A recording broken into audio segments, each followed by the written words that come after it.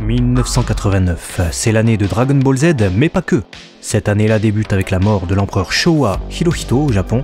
Akihito lui succède et avec lui débute l'ère Heisei. Toujours du point de vue japonais, la patineuse artistique Midori Ito remporte le championnat du monde dans sa compétition. C'est la première femme à avoir atterri un triple axel en compète.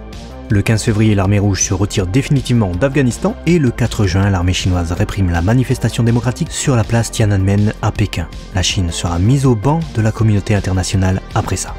Le 25 août, la sonde spatiale Voyager 2 survole Neptune et le 9 novembre, c'est la chute du mur de Berlin qui emporte avec lui tout le bloc communiste. S'ensuit la révolution roumaine en décembre et l'indépendance de plusieurs pays. Pendant ce temps-là, au Japon, on s'ambiançait avec la chanson Arashi no Sugao de Shizuka Kudo. La chanteuse qui interprétera plus tard le troisième ending de Dragon Ball GT, Blue Velvet. Le Japon écoute aussi Sabishi Netaigyo du groupe Wink et se chauffe sur Sekai de Ichiban Atsui Natsu, qui était le plus chaud du monde du groupe Princess. En parlant d'été chaud, chez nous c'était la lambada Kaoma, le tube de l'été, notamment grâce à TF1 qui diffuse le clip en boucle durant toute la saison. En 1989, c'est aussi l'année de Tina Turner avec The Best, du groupe Texas que l'on découvre avec I Don't Want a Lover. Phil Collins chante Another Day in Paradise et Michael Jackson en a marre de la presse et lance Leave Me Alone, laissez-moi tranquille. Un autre gros succès de cette année, c'est aussi Pump Up the Jam du groupe belge Technotronic, le genre de son qui reste en tête toute la journée. Au cinéma sont sortis Die Hard et Rain Man. Mais surtout le premier Batman de Tim Burton qui marque un tournant vers une ère plus sombre pour la licence et un vrai renouveau cinématographique pour la chauve-souris. Au Japon, les animés Pat Labor et Ranma 1/2 sortent aussi cette année-là, et niveau jeux et produits dérivés, on a le lancement des SD Gundam et la sortie du jeu Tetris sur Game Boy. Sans oublier l'arrivée des Tortues Ninja sur nos écrans via Canal+ en 89, le début d'une affaire qui nous a conduit jusqu'ici avec ses tout premiers épisodes Made in Toei Animation.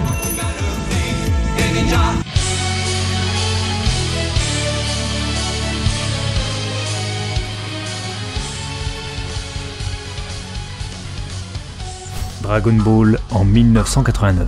Grosse année pour Dragon Ball, son manga et sa série animée puisqu'on arrive là aux portes du succès planétaire. Les chapitres 206 à 256 sortent cette année-là et on commence l'année avec Son Gohan et Piccolo Daimao, Son Gohan to Piccolo Daimao dans les pages du magazine Weekly Shonen Jump. On est juste après la mort de Goku et Piccolo décide d'aller entraîner le fils de son rival en commençant par lui prouver qu'il possède un grand potentiel caché. Pour ça, il le balance contre une montagne. Tu parles d'un choc? L'année en manga se conclura avec le chapitre 256 dans lequel Gohan et Krillin sont poursuivis par Dodolia après avoir sauvé Dende au village Meuli. Ah ouais, on est déjà sur Namek en décembre. Pour la peine, dans le même magazine, on a droit à un chapitre 255 entièrement en couleur avec 3 pages à l'encre colorée et 11 pages aux couleurs limitées. Sans compter la page cover du chapitre qui met en scène Goku et Piccolo passant leur permis. Et si la cover du chapitre 256 en est sa suite directe, c'est justement car les deux chapitres 255 et 256 furent publiés ensemble au sein du Shonen Jump, et sont donc les 2 derniers chapitres de l'année. Une illustration qui inspirera le staff de l'anime pour créer des épisodes fillers sur le sujet. On n'y est pas encore, mais clairement on avance aussi chez Toei, puisque cette année conclut la série télé Dragon Ball. On commence en janvier avec l'épisode 140 qui voit s'opposer Goku et Tenshinhan au 23e Tenkaichi Budokai, puis la première série se termine au Japon le 19 avril 1989 avec l'épisode 153 dans lequel Goku et Chi-Chi se marient enfin officiellement.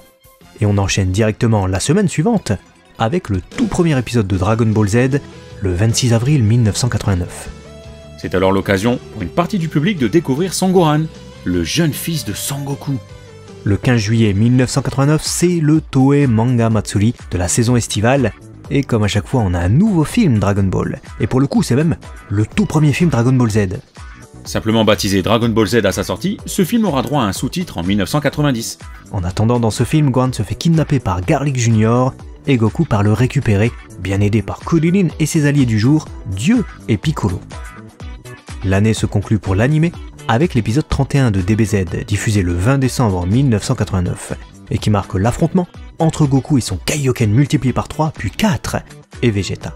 Autant dire qu'on finit l'année sur un climax sensationnel. Et le pire, c'est qu'il faudra attendre mi-janvier pour voir la suite. C'est de la torture à ce niveau. Bah justement, comme le contenu du prochain épisode. Les dérivés en 1989. Au Japon, c'est la folie des produits dérivés Dragon Ball, alors qu'en France, on attend encore nos premiers vrais goodies. On a ainsi les Dragon Ball Snack 4 goût sauce barbecue et le retour des corn snacks, avec des packagings mettant en scène le Goku de l'arc Piccolo Daimao. Dedans, on retrouve encore des goodies à collectionner, tout comme on en retrouve aussi dans la première série de Dragon Ball Z Snack, qui arrive au mois de juin au Japon. Ah ouais, forcément, avec le début de DBZ, le marketing s'adapte, comme on va le voir. Ceci dit, en février 89 sort le jeu Famicom Jump Hero Letsuden sur Famicom, et pour l'occasion, c'est Goku ado que l'on joue, le Goku de l'arc Piccolo Daimao. Karin apparaît aussi dans le jeu pour entraîner nos héros. Il faut alors l'attraper comme avait dû le faire Goku durant l'arc de l'armée du Red Ribbon. En récompense, on a droit à la Chosei, la super eau sacrée. Et Karin est bleue ici d'ailleurs. Comme dans certaines pages couleurs du manga de Toriyama finalement. Truc cool, on combat aussi l'armée du Red Ribbon, avec ses soldats et ses battle jackets. Ma Junior apparaît sinon vers la fin du jeu. Et fun fact, ce logo des 20 ans du Jump avec le crocodile pirate Gyaro a été designé par Akira Toriyama en personne. En juillet, sort le premier CD compile de chansons Dragon Ball Z intitulé Hitokyokushu ou Hit Song Collection. Focus sur le début de la série animée, ce disque compact fut si populaire que des suites ont rapidement été produites. Le Hitokyokushu 2 sort dès le mois de décembre et met à l'honneur nos héros de la série animée au milieu de l'arc Saiyan. Ces CD ne contiennent pas de musique de la série, uniquement des chansons.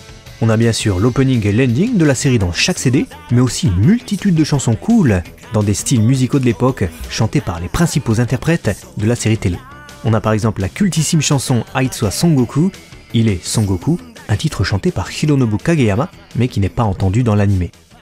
Ou encore Shurailo no Senshi, les guerriers couleurs Ashura, l'insert song chanté par Koji Kaya que l'on peut entendre dans l'épisode 20 de DBZ, quand Kaio raconte le passé des Saiyans à Goku. Entre-temps, en juillet, on a aussi eu la sortie de la deuxième partie des Cardass de Bandai. Une série en grande partie axée sur la deuxième partie de la série animée Dragon Ball. Puis en septembre, un jeu de plateau Dragon Ball Z Super Deluxe Game est sorti. On peut y voir Gohan avec des couleurs inédites. On a aussi un jeu électronique intitulé Dragon Ball Z Gambare Son Gohan ou Courage Son Gohan, tout à fait adapté à la période Saiyan encore une fois. On pouvait même y voir les Vegeta et Nappa de l'époque dans leur première couleur donnée par Toei Animation avant que le studio ne se ravise. En octobre sort le jeu de cartes Dragon Ball Z Joy Card Game 3, Dragon Ball Sodatsu-hen, qui propose de nombreux personnages de la fin de la première série.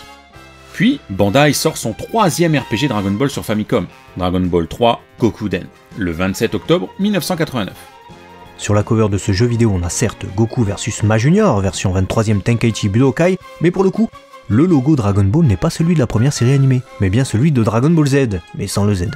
Ils voulaient sûrement surfer sur le succès de la série en cours. D'autant qu'on était déjà en plein arc Saiyan et que ce jeu d'aventure ne couvre que la première série animée, bien qu'il nous offre tout de même un affrontement débloquable contre Raditz. En novembre sort la troisième part des Cardass avec cette fois du DBZ. On surfe sur l'actualité animée avec le début de l'arc Saiyan et même quelques visuels du film sorti en été. D'ailleurs, parallèlement à ça, Hamada sort aussi sa série de cartes concurrente, les PP Cards, lancée avec l'arrivée de Dragon Ball Z. Une collection non pas vendue en vending machine, comme le sont les Cardass, mais en pull pack généralement. Des pochettes en papier contenant chacune une carte, vendue 20 yens pièce. Un pull pack complet peut contenir une trentaine de cartes. Dans ces parts, on retrouve encore pas mal de visuels empruntés à la série animée, en plus de quelques images promotionnelles et des chara-design. Ainsi que des visuels du premier film DBZ avec Garlic Jr. Au cours de cette année 1989, Hamada sortira pas moins de 3 séries, axées sur l'arc Saiyan. Pour terminer avec les jeux, on a un nouveau jeu de plateau en décembre avec le Party Joy Table DBZ Game 2, Dragon Ball Z Game 2, Saikyo Senshi Vegeta, autrement dit, Vegeta l'ultime guerrier. Vous l'avez compris, il faut abattre Vegeta en cette fin d'année, parallèlement aux épisodes diffusés sur Fuji TV. Les Saiyans sont partout et Shueisha a également sorti un nouvel ouvrage sur la série animée avec le DBZ Anime Special en octobre 1989. Ce bouquin comporte notamment un making-of de la production de la série animée avec des photos assez rares du staff, des seiyuu et d'Akira Toriyama. Akira Toriyama en 1989. Akira Toriyama justement. Pas de Dragon Quest pour lui cette année. Pas de sortie de Dorakue certes, mais sûrement encore des dessins pour le prochain opus à sortir. Et d'autres pour la série animée Dragon Quest Abel Yusha, ou le héros Abel, qui débute le 2 décembre 1989 sur la chaîne Fuji TV. Cette série du studio Comet raconte l'histoire d'Abel, un jeune homme promis à devenir un héros qui voyage pour sauver son ami Tiara, enlevé par le terrible Baramos. Dans sa quête, il va rencontrer d'autres compagnons de route, et ensemble, ils vont vivre une aventure qui les mènera à affronter ce Baramos et ses sbires. La série sera diffusée pendant 2 ans, jusqu'en 1991, et emprunte donc les character design des monstres de l'univers à ceux de Toriyama Sensei réalisés pour les jeux. En plus de ça, il réalise aussi 2 nouveaux character design pour les principaux personnages et quelques illustrations. Les character design de la série sont ensuite eux signés par Hiroshi Kanazawa. Puis en parallèle du manga, Toriyama a fait de nouveaux dessins et de nouvelles illustrations pour les tomes 16, 17, 18 et 19 de Dragon Ball, qui sortent étalés entre les mois de février et de novembre 1989. On entame donc bien l'arc Saiyan à la fois en prépublication, en animé et en tome relié. Qu'est-ce qui vous a le plus marqué cette année-là et dans ce Chrono Times? Dites-le nous en commentaire. Nous on se retrouve très vite dans 2 semaines avec la suite. Merci à tous ceux qui partagent nos vidéos, vous êtes les meilleurs. À la prochaine. Matane.